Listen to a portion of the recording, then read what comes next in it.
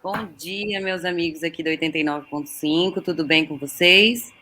Espero que sim, estamos aqui conversando mais uma vez, começando mais um programa Lugar de Mulher. E hoje o tema é bastante utilizado hoje em dia, uma prática já usada há muitos e muitos anos, mas que graças a Deus está ficando cada vez mais conhecido, que é o namoro abusivo, o relacionamento abusivo, o casamento abusivo, enfim. E voltando a falar para vocês que devido à pandemia nós estamos totalmente remotos e nossos corações continuam um do lado do outro, mas infelizmente estamos nessa forma online que também não deixa de ser ruim, pois nós hoje temos uma convidada que está fora aqui do estado de Mato Grosso, acompanhando com a gente, graças a essa plataforma, esse veículo nosso que a gente utiliza, a gente consegue conversar com ela. E do meu lado, como sempre, minha amiga, minha parceira, Andy, que vai falar um pouquinho mais sobre esse programa de hoje pra gente. Oi, Tati. Bom dia, boa tarde para quem for ouvir o programa em outro horário, né? Ou boa noite. Sejam bem-vindas nossas convidadas, né? Bom, como você disse, né, Tati, estamos chegando aí Dia dos Namorados e esse foi um tema muito pedido pelas redes sociais da Rádio Assembleia, que é o tema relacionamento abusivo, né? E houve até um questionamento de uma seguidora perguntando, nossa, mas relacionamento abusivo não é só mulher que sofre, né? Homem também sofre. Porém, fiz questão aqui de fazer um deverzinho de casa antes da gente começar o nosso debate. Segundo a ONU, né? Não necessariamente, mas as pesquisas apontam que mais de 80% dos casos de relacionamento abusivo, a vítima é a mulher. E uma em cada 3 mulheres já sofreu violência sexual ou física, segundo a ONU, né? Devido, né, a práticas de relacionamento abusivo, ou seja, uma consequência do relacionamento abusivo. E também no Brasil, durante a pandemia, esse número cresceu de uma forma muito drástica, né? Devido aos períodos de lockdown, onde os casais estão juntos em casa e onde a vítima permanece muito tempo junto do agressor, né? Então, é um tema muito relevante, é um tema muito pedido, onde as pessoas realmente não sabem até que ponto, né, o, a, as atitudes do parceiro ou parceira podem ser consideradas relacionamento abusivo. Para isso, hoje a gente tem aqui a nossa convidada, Mel Meirelles, diretamente de Salvador, Bahia, uma queridíssima que eu conheci aí via blogosfera, gordosfera, LGBTsfera, não sei dizer bem, mas assim, que eu sou muito fã do conteúdo dela, ela é muito super esclarecedora, todo o seu conteúdo do Instagram, então assim, e me chamou muita atenção que semana passada a gente trabalhou, né? Vale a pena lembrar que a gente trabalhou um texto dela que ela fez no Instagram sobre a morte do MC Kevin, que foi um texto chamado Morreu de Machismo, que eu li e achei super bacana, e a gente, inclusive, debateu em cima desse texto aqui no programa passado. Para quem não viu, a gente provavelmente vai estar subindo esse programa já no nosso YouTube. E hoje a gente tem o prazer de tê-la aqui falando pra gente, né, que para todo mundo que tinha essa curiosidade de conhecê-la hoje. E também temos a presença da Nariel, outra também que eu tô fã agora, não perco um programa. E ela tem um programa chamado Boys de Quinta, gente, muito babadeiro, onde ela, enfim, ela vai poder explicar melhor, mas pelo que eu vi lá, ela bota o pingo nos is e fala sobre os boys aí que não agem de forma tão bacana com as mulheres, e ela expõe esses boys, expõe essas atitudes erradas, e é muito legal, tanto para os homens aprenderem, quanto para as mulheres ficarem atentas aí. E eu vou explicar para vocês que esse programa vai ser um pouquinho diferente, né? Nós vamos colocar tópicos para vocês conversarem entre si, a psicopedagoga Mel Meirelles e a Nariel do Boy de Quinta. Então, assim, vocês vão conversar, a gente vai soltar o tema e vamos ouvir vocês, queremos ouvir vocês. E também, lógico, né, nós duas como apresentadoras jornalistas vamos emitir também alguns pareceres ou vivências nossas, né, duas mulheres aqui também, Andy e eu, que já vivenciamos muita coisa também. Então, vamos lá. Nesse primeiro tema, eu acho que a psicopedagoga pode nos ajudar muito, é como identificar um relacionamento abusivo. Oi, gente, eu sou Mel, estou falando aqui de Salvador, a internet facilitando a vida da gente, né? Não é tão ruim quanto a gente imaginava, ter esse contato virtual. Tati, esse lugar do relacionamento abusivo, ele costuma ter um padrão, né, de acontecimento, ele costuma ter um roteiro, digamos assim. A gente começa com o cara que tenta privar a mulher de fazer as coisas que ela gosta de fazer, que começa a neutralizar as relações da mulher fora do próprio relacionamento, diminuir contato com família, diminuir contato com as amigas, até a violência. Então, a gente costuma classificar apenas o relacionamento abusivo quando a violência já está instalada nele. Só que as atitudes abusivas, elas têm um caminhar, ela acontece, é gradual. Até chegar na violência física, as violências psicológicas são praticadas com muita intensidade e com muita frequência.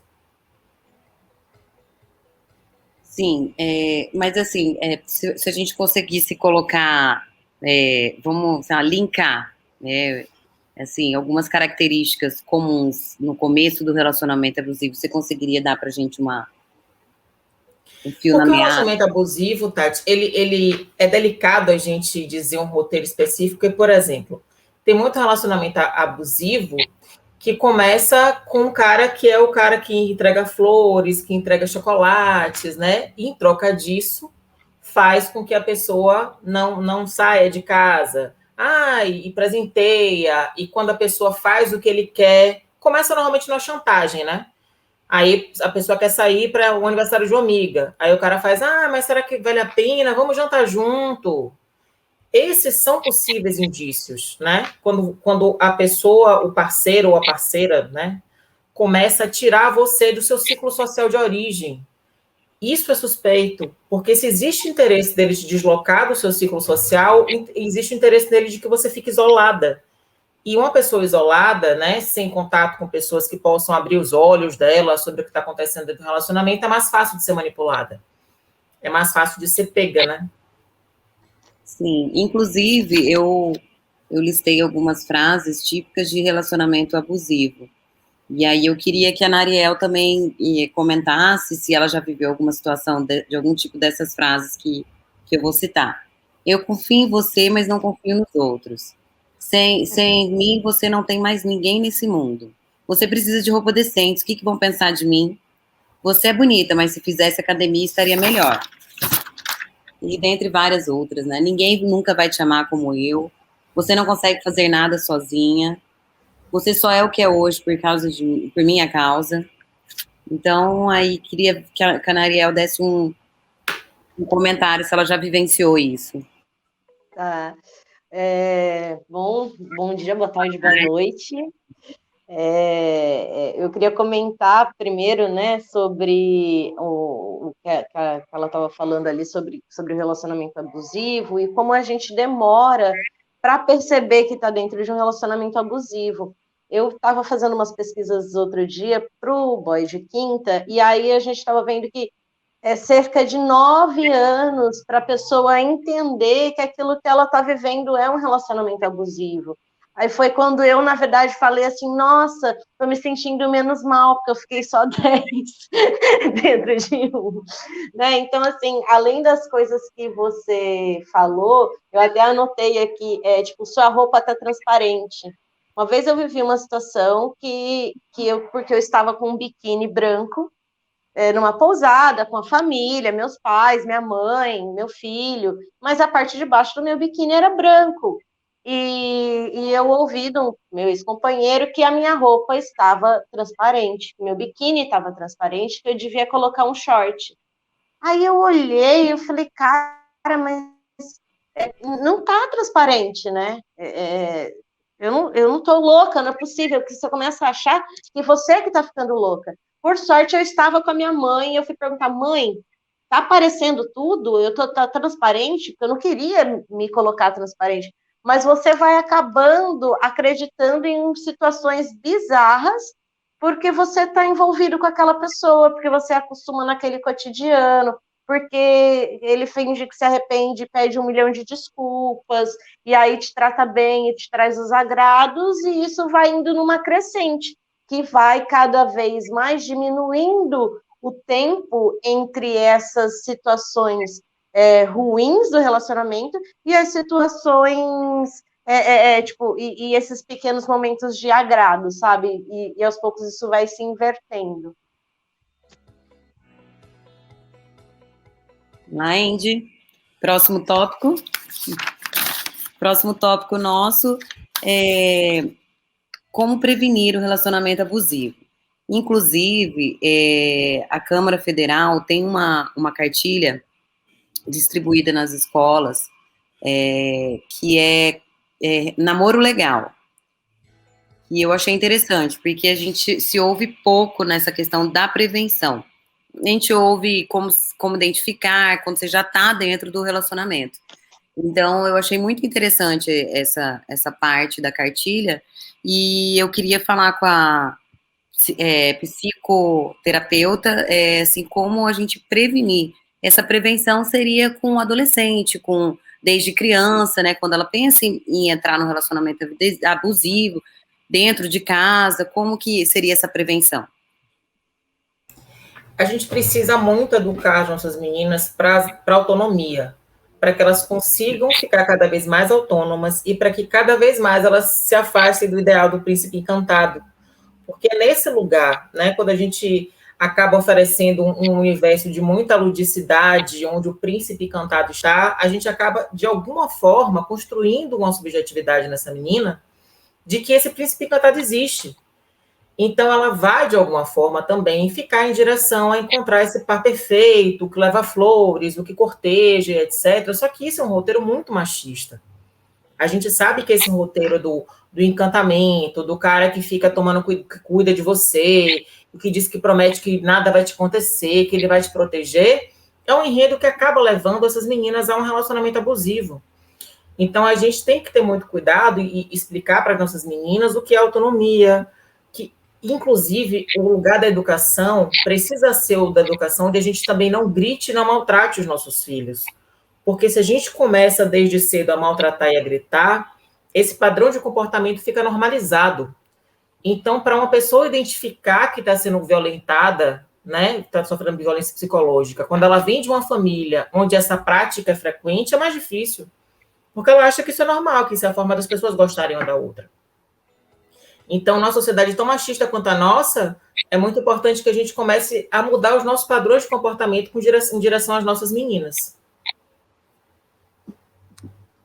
Existe um termo que eu vi recentemente em que, inclusive, acho que da psicologia você pode explicar melhor, em que a gente acaba buscando nos nossos relacionamentos muitas vezes espelhos do que a gente já viveu, né, em casa, né, na nossa educação, na nossa criação, né? Isso é fato. Porque a gente sempre busca o que é comum, o que é conhecido, né? O que parece ser desconhecido é assustador. Então, a gente sempre vai em busca de uma coisa que pareça similar. Então, se eu tenho um relacionamento, se na minha casa o hábito das pessoas é de tratar as outras com mais violência, com mais agressividade, se eu recebo uma pessoa na minha vida que tem esse comportamento, eu vou achar que está tudo bem. Então, a gente sempre projeta no outro, né, nesse parceiro, o que a gente convive. A gente tem essa realidade que a gente tem em casa, tem nas nossas relações sociais, de família, e a gente acaba projetando. A gente acaba indo em busca de uma coisa similar, porque o similar parece ser seguro.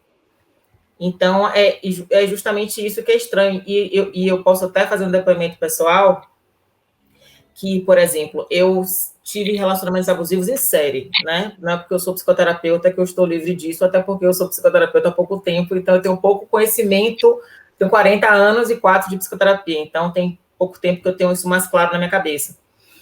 Mas quando eu casei com meu marido, quando eu encontrei meu marido, eu fiquei muito assustada, porque da primeira vez que eu fui dar um chilique de ciúme com ele, ele fez não quero isso na minha vida, já passei por isso durante o meu outro relacionamento, eu não quero isso na minha vida. Meninas, eu fiquei tão chocada. Mas como assim? Tem relacionamento que não tem ciúme, que não tem chilique, que não tem desespero? E é muito interessante quando a gente percebe que existem outros padrões de se relacionar, né? Que dentro que o diferente pode ser bom. Tanto foi bom que eu acabei casando com esse. De todos os relacionamentos que eu tive, né, de longo prazo, que existia uma talvez vontade de casamento, de vida conjunta para sempre, amém, foi o único que eu decidi casar, que me mostrou um tipo de padrão de relacionamento diferente. Certeza. Eu acho que, assim, se pegar 10 meninas numa média de idade de 20 a 40 anos e colocar algumas características do relacionamento abusivo, com certeza 7, 8 vão já ter passado por isso. E, inclusive, dizer para os nossos ouvintes que, infelizmente, algumas pessoas ainda não sabem que o relacionamento abusivo não é só físico, né? Que já cai no abuso, né? Já cai no Maria da Penha, violência doméstica, que o relacionamento abusivo, ele fere totalmente o psicológico, né? E aí eu queria perguntar para vocês que acho que principalmente para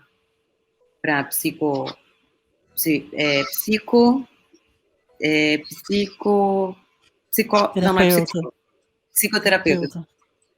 É que eu tô com a psico do meu filho, que ele faz, enfim. E aí eu queria perguntar para elas a diferença, para como que você explica isso para uma adolescente, da diferença entre amor e o relacionamento abusivo. Porque é muito complicado, né, quando se está apaixonado na adolescência, né, você explicar isso para um adolescente. Como que chega nisso?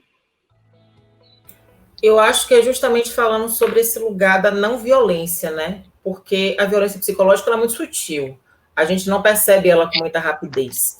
A gente sempre acha que não, é uma brincadeira, ele estava brincando. Não, ele não faria isso de verdade. Essa ameaça não é real. E assim, quando a gente tem adolescentes, é porque é muito, muito difícil a gente explicar para um adolescente que ciúme não é bom, né? Que ciúme é danoso, que ciúme é talvez o primeiro indício, é a fumaça do relacionamento abusivo, depois que a gente vê que o fogaréu pegou, né? Porque o ciúme não é sobre amor, né? É sobre posse. É sobre eu acreditar que você é meu, você é minha. Então, se você é minha, você não pode fazer nada. E a gente convencer adolescentes, meninas, nessa sociedade machista que a gente tem, onde parece que o ciúme é uma maravilha, é difícil, mas a gente precisa começar a explicar isso. Que ciúme é posse, ciúme é danoso, ciúme é sinônimo de baixa autoestima de quem tem, e a gente precisa começar a cuidar disso desde cedo.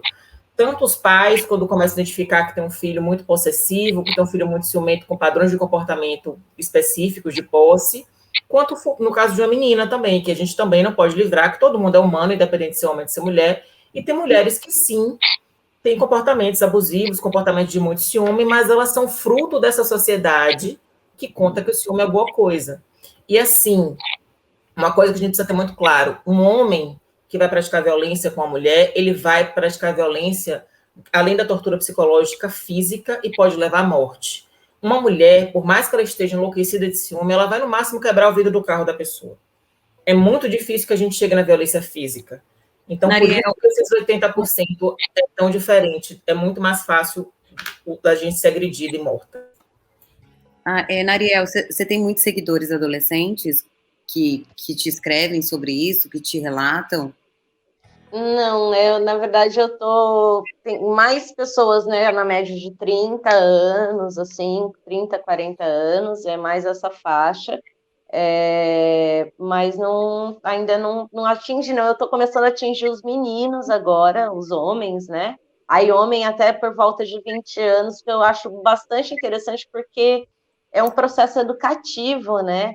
E eu acho muito legal isso que ela falou agora, de que realmente ciúme é um problema de autoestima da pessoa que tem ciúme. E aí não é você que vai ter que responder pelo ciúme da outra pessoa, porque o ciúme é um sentimento. Você não faz ninguém sentir ciúme, né? Assim como você não faz ninguém dormir, que é uma coisa que a gente vai lá desde de criança, né? Quando você vai botar, a mãe vai aprender a botar a criança para dormir sozinha, e a gente acha que a gente tem que fazer a criança dormir, né? Porque dormir é mamando e tal. E isso não existe, nunca existiu. A gente deita e dorme, precisa criar esse hábito, assim como a gente precisa quebrar esse padrão de que ciúme é amor, ciúme é isso, posse, é um problema de autoestima, que precisa de terapia, que precisa de outras coisas, e não da pessoa que é vítima do ciúme se prender ou deixar de fazer coisas por causa do que o outro tem ciúme, né?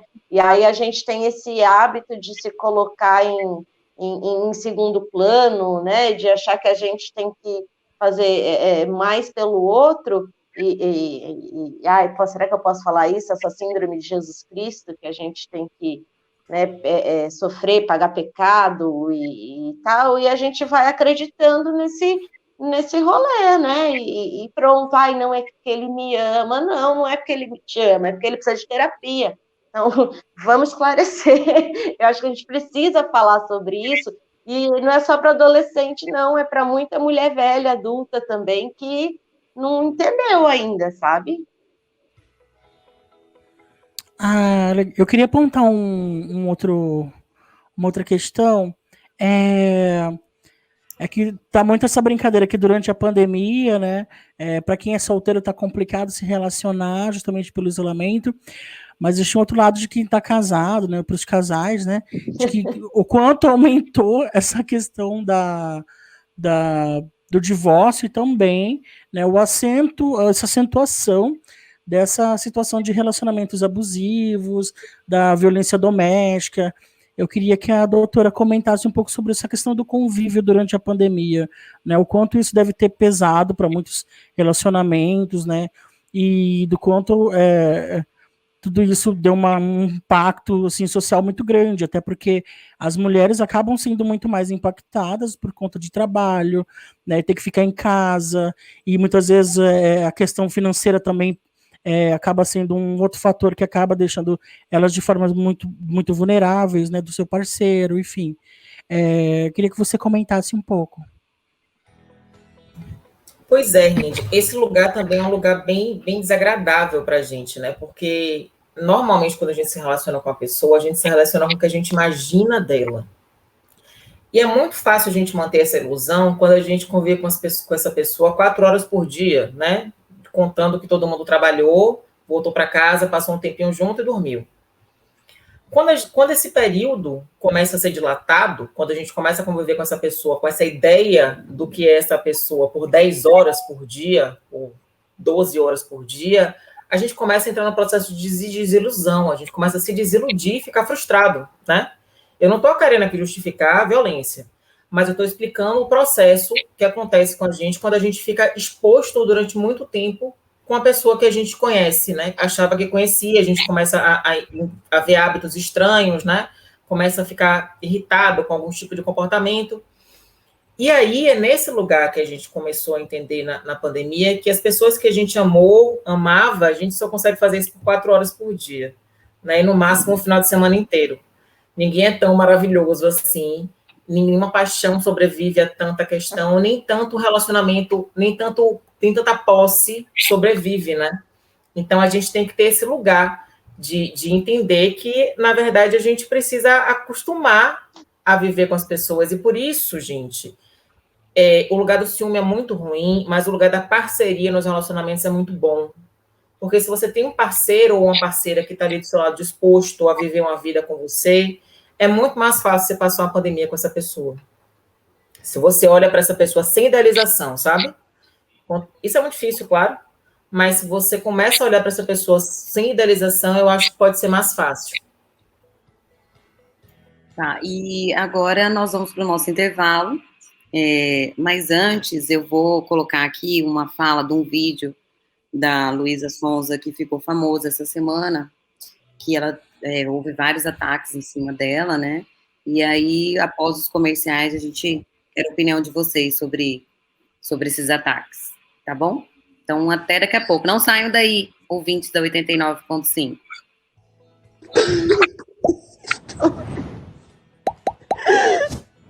Ninguém aguenta mais, gente. Ninguém aguenta mais. Pelo amor de Deus. Pelo amor de Deus, parem com isso. Pelo amor de Deus. Pelo amor de Deus, parem com essa história. Ninguém aguenta mais. Bom dia, nossos ouvintes. Para quem está chegando agora, está acompanhando agora, a gente está aqui hoje com a Nariel, do Boys de Quinta, e a nossa psicoterapeuta Mel Meirelles, diretamente de Salvador, Bahia, falando um pouco sobre relacionamento abusivo. Para quem não estava, antes do intervalo, a gente ouviu um pouquinho do áudio, dos stories da Luísa Sonza, que viralizou essa semana, e foi muito chocante, né? Porque foi algo que ela, apesar de a gente estar fugindo um pouquinho do tema, mas a gente sempre comenta algo que foi viralizado durante a semana, e foi um ataque que ela sofreu devido à morte, né, prematura do bebê, do influencer digital, do Whindersson Nunes, que é o ex-namorado dela, onde ela teve vários ataques aí de internautas e pessoas que a culparam, né, da morte do bebê, infelizmente. Não sei se alguém quer comentar, se alguém quer pensar algo, se alguém viu algo a respeito disso. Rindy, eu não acho que é tão distante de relacionamento abusivo, não, porque eu acho que a internet tem um comportamento bem abusivo de se relacionar com as pessoas, né? É verdade. E, assim, é como se o Brasil tivesse namorado com Luísa Sonza, né? E se separado dela e tivesse mantido um relacionamento abusivo com ela. Então, o nosso machismo, que é tão crônico, acha que essa mulher ainda é posse de uma outra relação que não existe mais, né? Então, ela é parte de uma relação que não existe mais, mas mesmo assim as pessoas continuam cobrando a ela por esse relacionamento. É, sim, traço de abuso, sim. A gente costuma ser muito abusivo na internet. A gente acha que pode falar o que a gente quer, né? E aí agora, que é até uma discussão recente, essa coisa da cultura do cancelamento e tal. Então, assim, a partir do momento que a gente está na internet, a gente acha que a gente tem o direito de julgar e condenar as pessoas e ter esse comportamento, né? Porque eu estou aqui atrás do meu celular e a gente parece que ganha um outro poder. E tem menos preocupação com as nossas palavras, com aquilo que a gente está fazendo. Foi uma das coisas, inclusive, que eu pensei 300 mil vezes se eu queria encarar antes de começar a fazer o Boy de Quinta, né?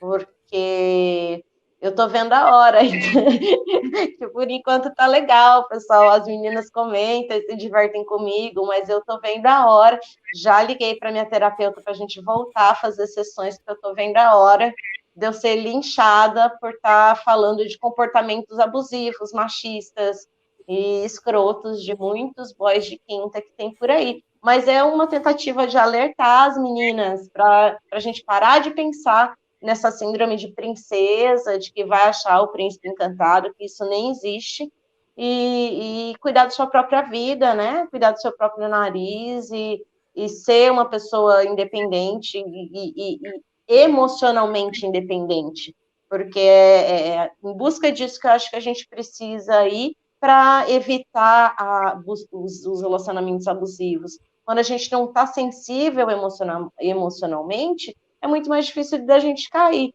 Talvez seja por isso que seja mais difícil para os adolescentes, até porque, né, eles estão nessa fase de amadurecimento emocional, e a gente ainda contribui com essa sociedade super machista com ideias que não são muito legais. Né? Aliás, a gente fez questão de trazer um pouquinho, né, do Boys de Quinta aqui para o nosso programa, para vocês sentirem um pouquinho do que é esse canal da Nariel, que é muito legal. E você trouxe uma história pra gente hoje, não trouxe, Nari? Trouxe. O Boy de Quinta traz sempre, todas as quintas, uma história real, sempre uma história real, que eu conto em primeira pessoa, não é necessariamente uma história minha, eu já contei algumas histórias minhas, mas elas não são todas histórias minhas, mas eu conto sempre em primeira pessoa, porque o objetivo é preservar a identidade dessas mulheres que confiaram em mim e estão dando a oportunidade para a gente refletir sobre as histórias que elas viveram. Posso contar? Eu conto bem rapidinho. Pode contar, fica à vontade. Então tá. Então hoje eu vou contar a história do suplemento. Foi assim, gente, um pouco antes da academia, assim, um ano e pouco antes, eu comecei a ir para academia. Antes da pandemia, eu comecei a ir para academia. Desculpa. E aí, sabe aquela coisa, né? Preciso melhorar o corpo, preciso ganhar massa, enfim, preciso ficar melhor comigo mesmo. E aí eu conheci um gatinho lá, um boy, na academia, e a gente começou a trocar ideia, porque a gente treinava no mesmo horário. E aí a gente acabou saindo um dia para tomar um açaí, acabou ficando e tal. E quando veio, né? Já tinha ali uns 3, 4 meses que a gente estava ficando, a gente já estava namorando, aí veio a pandemia. E aí, né, o boy malhava lá, não sabia muito nada sobre ele, trouxa, olha só a ideia da pessoa. Já começa errado. Aí fui conhecendo ele só dali, uma saidinha, uma coisa e tal, mas com a história da pandemia, eu bem louca, chamei o boy para vir morar na minha casa. Né? Porque aí a gente fica junto e tal. Olha a ideia. O cara nem trabalhava, presta atenção. O cara com 34 anos, vivendo às custas da mãe. Mas até enquanto era a mãe que cuidava das contas dele, não era eu, tava bom, né, gente? Aí, ok, mas eu tava lá, toda iludida, apaixonada, o boy fazia uma comidinha para mim, tudo natureba e tal. Eu, ok, tudo certo, tudo lindo, tava indo. E aí, ele veio com uma história de que a gente podia fazer exercício em casa, mas que eu devia suplementar minha alimentação, porque eu não comia ovo, não comia outras coisas que dão massa muscular, e como eu queria crescer, que eu devia fazer isso. Outra mancada, né? Porque o boy não era nutricionista, não era instrutor de academia, ele só malhava há mais tempo que eu. Presta atenção como a gente vai fazendo papel de trouxa. Aí, os sinais estão aí, a gente não vê porque não quer. E aí, eu aceitei. E aí, eu comecei a dar ali, sei lá, uns 500 pontos por mês para ele comprar os meus suplementos. E ele me dava. E ele, tipo, super bonzinho, deixava só eu tomar, porque era caro. E aí, eu que, né, albumina, whey, não sei o que e tal. Eu mostrei tudo para tomar, para a gente ir para academia. Eu comecei a tomar tudo e fazer os exercícios em casa. Mas, em vez de criar massa, eu comecei a engordar e tal. Mas, enfim, não questionei, né? Achei que fosse por causa dos exercícios. Mais um sinal, trouxa. Aí, presta atenção.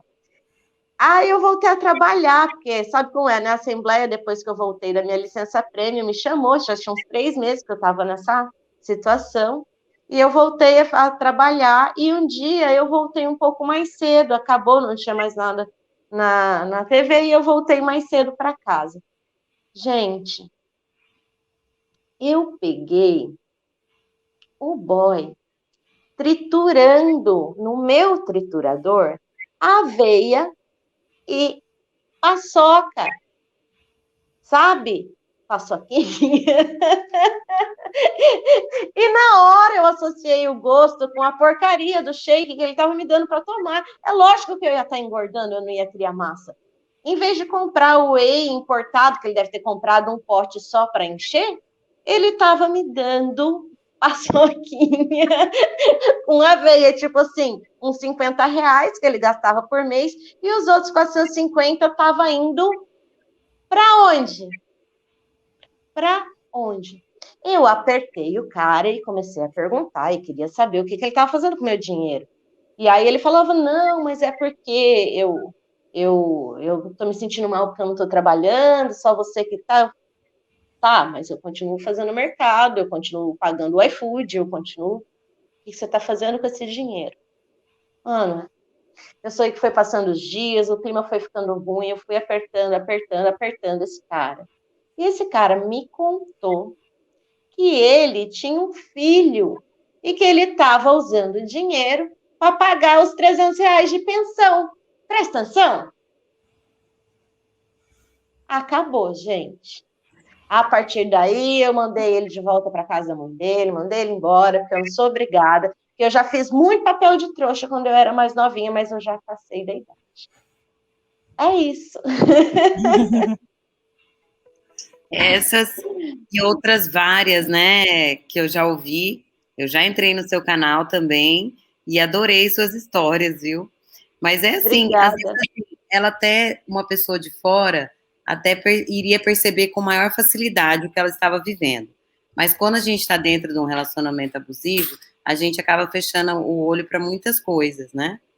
E talvez ela teria percebido um pouco mais rápido, né? Sim, sim, sempre rola isso, né? E aí eu acho que esse é um dos objetivos também. A gente não precisa aprender só com as nossas próprias histórias, mas a gente aprende no momento em que a gente troca umas com as outras e vai conversando, né, umas com as outras e vendo as histórias que a gente vai vivendo, vendo que a gente sempre pode perceber uma coisinha ou outra que vai mostrando para a gente que aquilo ali talvez não seja muito legal. Esses dias eu aprendi com as meninas que para você sair com um boy de Tinder, né, desses aplicativos, você tem que fazer a ficha. Você pega o nome do cara, já coloca ali, vê se ele tem ficha criminal. As meninas já me deram uns 3 sites, assim, ó, pra gente baixar total. Porque imagina, se o cara já tem uma Maria da Penha, mano, você vai sair com ele? Por quê? Porque com você ele vai ser diferente.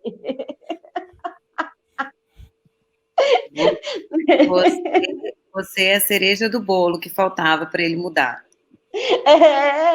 Né, Alecrim Dourado? Você né? Pepeca de ouro, né? Mas não se enganem, porque esse lugar do cuidado que a sociedade machista coloca a gente, do pronto-socorro de pessoas com problemas, a gente vai direitinho. A gente acha que a gente é Alecrim Dourado, a gente acha que é Pepeca de ouro. Não, comigo vai ser diferente. Então a gente tem que ter cuidado. E a gente cai, né? A gente sempre cai. Tem que policiar o tempo todo, né? Tem que estar se policiando o tempo todo. Epa, peraí, será que eu não estou sendo, né, negligente? E esse lugar que eles tiram a gente, né, das amizades, é justamente para isso. Para não ter o olhar de fora, para dizer, será? Então, você eu não acho ter que com os quem primeiros conversar. sinais, exatamente, essa neutralização que os caras fazem, tiram a gente dos nossos meios sociais. Eu acho que isso é um sinal, isso é muito simbólico, sabe? E o nosso último tópico de hoje, que daí em falar nisso, eu estava com psicopedagoga na minha cabeça aquela hora, que cuida do meu filho, que tem até um beijo para ela, Denise. Meu filho tem dislexia e aí eu fiquei com ela na cabeça hoje. Como que a gente sai desse relacionamento abusivo? Como que nós vamos sair dele? E eu quero que vocês me ajudem a falar para os nossos ouvintes os canais de denúncia, que eu acho importantíssimo. Então, vamos lá. Vamos começar com a Mel. Eu acho, Tati, Rinde e Nariel, que a gente, para sair de um relacionamento abusivo, a gente não pode ter vergonha do que está passando. Qualquer sinal que a gente perceba que é uma coisa estranha, que é uma coisa meio ruim, né? A gente fica meio suspeita, conversa com a amiga, pede uma opinião. Senão é mais difícil da gente sair. Se a gente não tem uma segunda opinião, se a gente não tem alguém para dizer, cuidado, esse comportamento aí não é muito bom, não. A gente acaba ficando mais tempo. Então, qualquer sinal que a gente perceba, que as mulheres percebam, né, de estar num relacionamento teoricamente abusivo, qualquer tipo de contenção emocional ou chantagem emocional, é sempre bom conversar com alguém de confiança. Se for terapeuta, uma terapeuta, se for um amigo, amiga, se for a mãe, se for a tia, se for até um amigo, né, para poder entender, tem homens que conseguem ajudar a gente, né? Então, eu acho que conversar é muito importante. Gente, infelizmente, nós vamos ter que terminar. Extrapolamos até nosso horário já. Eu vou esperar vocês darem as declarações finais, mas eu já vou me despedir aqui. Eu quero agradecer a presença da Nariel, agradecer a presença da Mel, falar para as duas que eu sou apaixonada pelo canal de vocês, pelo linguajar de vocês, e que nós precisamos de mais mulheres assim, cada vez mais. Muito obrigada pela participação de vocês. Um beijo, meus ouvintes, e até a próxima. Andy, um beijo. Vamos ter música hoje? Vamos, chama a música pra gente, Andy. Vambora, também quero agradecer a participação das duas, né? Muito obrigada por aceitar esse convite, aceitar estar aqui com a gente e trazendo muito mais conhecimento e muito mais informação para os nossos ouvintes, né? Que sempre pedem, enfim, a gente está sempre aqui nessa luta diária de trazer informação bacana, de trazer conteúdo relevante para essa sociedade melhorar, né? E esse é o papel do nosso programa, principalmente com relação às mulheres, né? Vamos lá, quero chamar depois da consideração final Elba Ramalho, Bate Coração. Obrigada, gente. Em primeiro lugar, eu queria agradecer muito a oportunidade de estar participando do programa. Fiquei muito feliz com o convite. Pedir para todo mundo seguir lá, @NarielYetskill, e acompanhar toda quinta, às 9 da noite. Tem Boy de Quinta, espero vocês. Eu também agradeço o convite para participar e estou sempre à disposição. Sempre que vocês precisarem, pode chamar. Comunidade LGBT e saúde mental da mulher, pode chamar, que eu estou à disposição de vocês sempre. São João, na